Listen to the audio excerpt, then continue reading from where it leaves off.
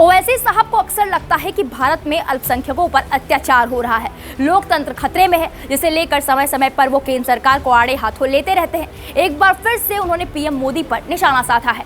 दरअसल असदुद्दीन ओवैसी ने अल्पसंख्यकों के साथ भेदभाव वाले पीएम मोदी के बयान पर निशाना साधा। ओवैसी ने अल्पसंख्यकों के साथ हुए 3 भेदभाव गिनाए। कहा कि विदेश में प्रधानमंत्री मोदी प्रेस कॉन्फ्रेंस करते हैं, जबकि भारत में वो पीछे हट जाते हैं। ओवैसी ने कहा, भारत के प्रधानमंत्री ने 9 साल में पहली बार सवाल लिए और उस सवाल जवाब में उन्होंने भारत में भेदभाव न किए जाने की बात कही।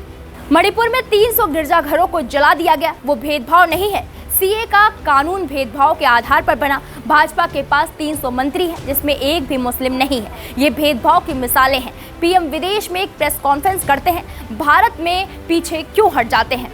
ओवैसी ने कहा, तो हम भारत के प्रधानमंत्री अभी तो फॉरेन टूर पर है, उमूमन नहीं उस पर तबसरा करना चाहिए, मगर मैं कर रहा हूं क्योंकि मणिपुर में 300 चर्चेस को जला दिया गया, वो डिस्क्रिमिनेशन नहीं है।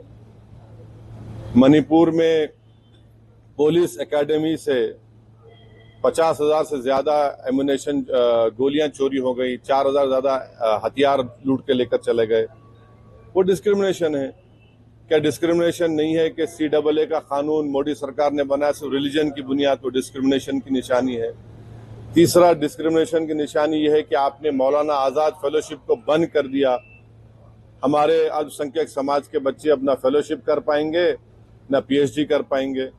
आपने प्री मैट्रिक स्कॉलरशिप को रिस्ट्रिक्ट कर दिया।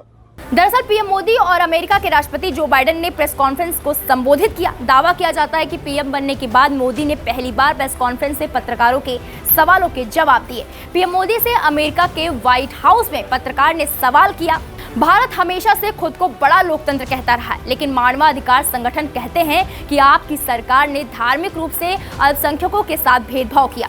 इसके जवाब में पीएम मोदी ने कहा, मुझे आश्चर्य हो रहा है कि आप कह रहे हैं कि लोग कहते हैं नहीं, भारत डेमोक्रेसी है। और जैसा राष्ट्रपति बाइडेन ने कहा, भारत और अमेरिका दोनों के DNA में लोकतंत्र है।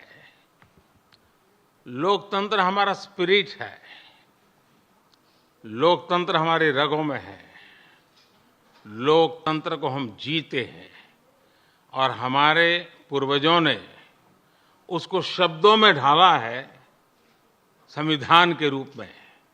और हमारी सरकार लोकतंत्र के मूलभूत मूल्यों को आधार लेकर के बने हुए संविधान के आधार पर चलती है। और हमारा संविधान और हमारी सरकार, और हमने सिद्ध किया है डेमोक्रेसी कैन डिलीवर। और जब मैं डिलीवर कहता हूं तब कास्ट, क्रीड, रिलीजन, जेंडर, किसी भी भेदभाव को वहां जगह नहीं होती है। और जब हम लोकतंत्र की बात करते हैं तब अगर ह्यूमन वैल्यूज नहीं है, ह्यूमैनिटी नहीं है,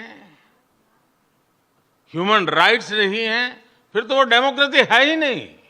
और इसलिए जब आप डेमोक्रेसी कहते हैं, जब डेमोक्रेसी को स्वीकार करते हैं और जब हम डेमोक्रेसी को लेकर के जीते हैं, तब डिस्क्रिमिनेशन का कोई सवाल ही नहीं उठता है।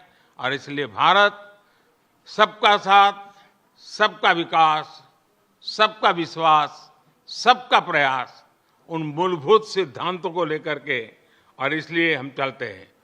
भारत में सरकार के जो बेनिफिट्स हैं वो एक्सेस टू ऑल है, जो भी उसके हकदार हैं उन सबको मिलते हैं। इसलिए भारत के लोकतांत्रिक मूल्यों में कोई भेदभाव नहीं है, न धर्म के आधार पर, न जाति के आधार पर, न उम्र के आधार पर, न भूभाग के आधार पर। फिलहाल ओवैसी ने पीएम मोदी पर जिस मुद्दे को लेकर निशाना साधा है, आप उससे कितना इत्तेफाक रखते हैं, हमें कमेंट बॉक्स में जाकर जरूर बताएं। VK न्यूज, राष्ट्र के नाम।